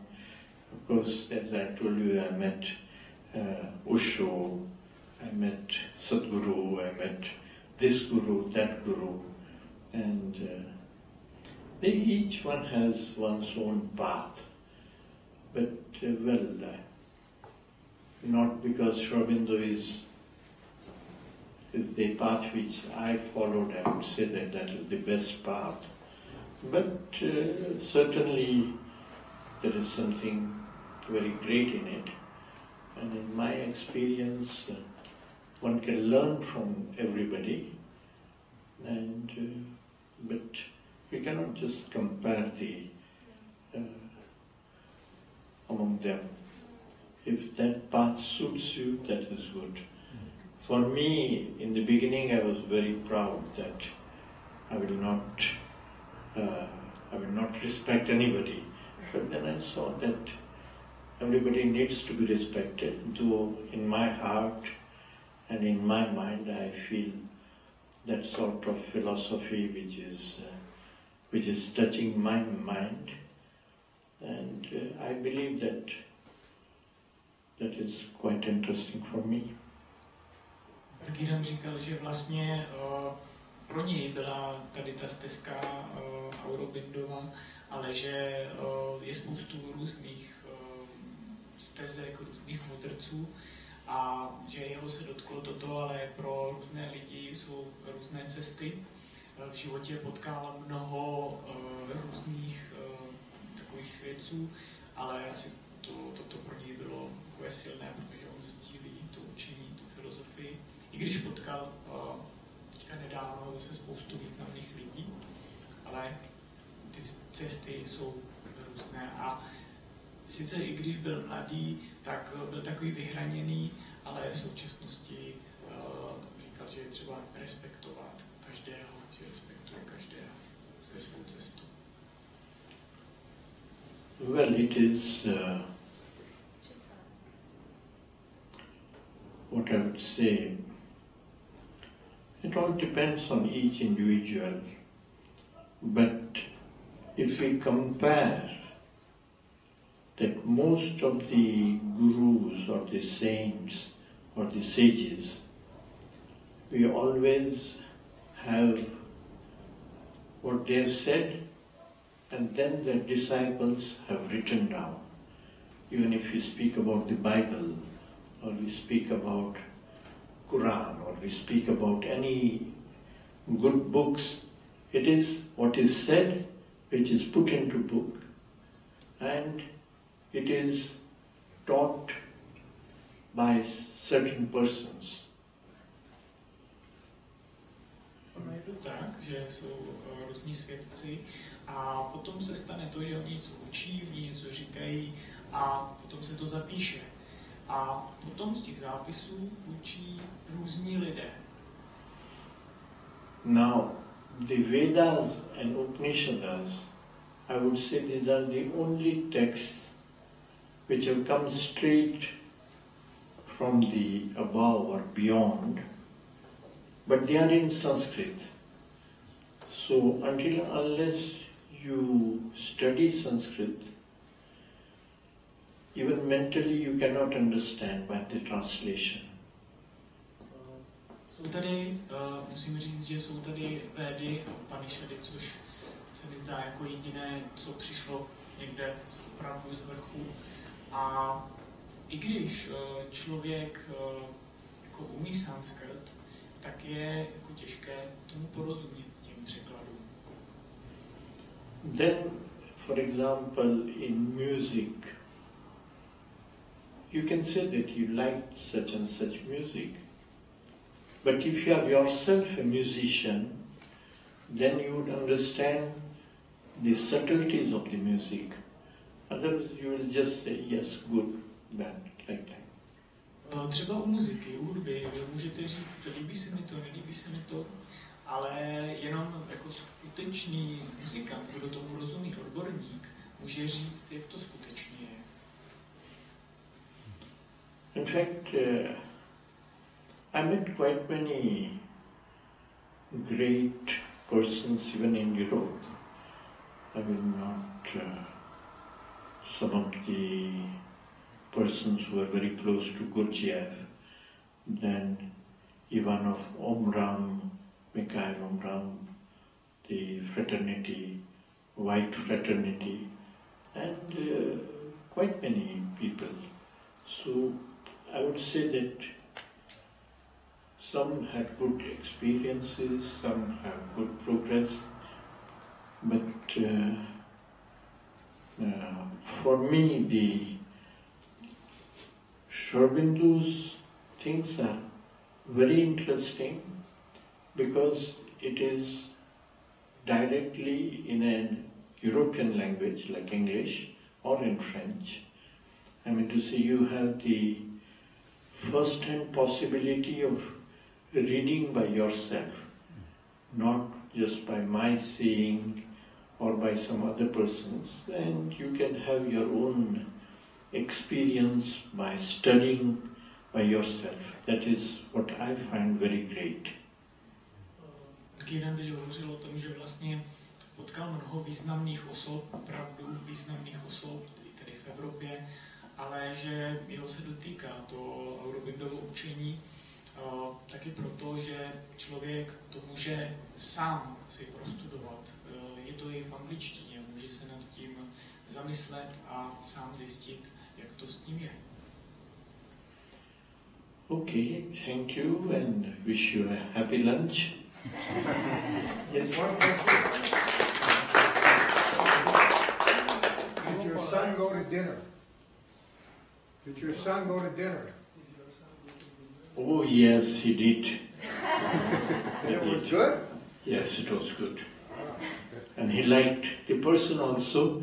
He found him very simple that though so rich, he was just having one small shirt and one dhoti.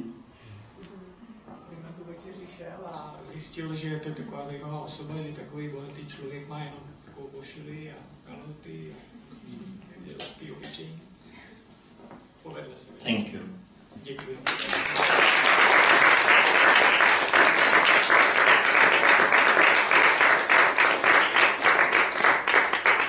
Zase si sejdeme ve 2 hodiny, buď by volno, jíst, povídat a 13:50 je Jak zazvoní gong a jsme tady.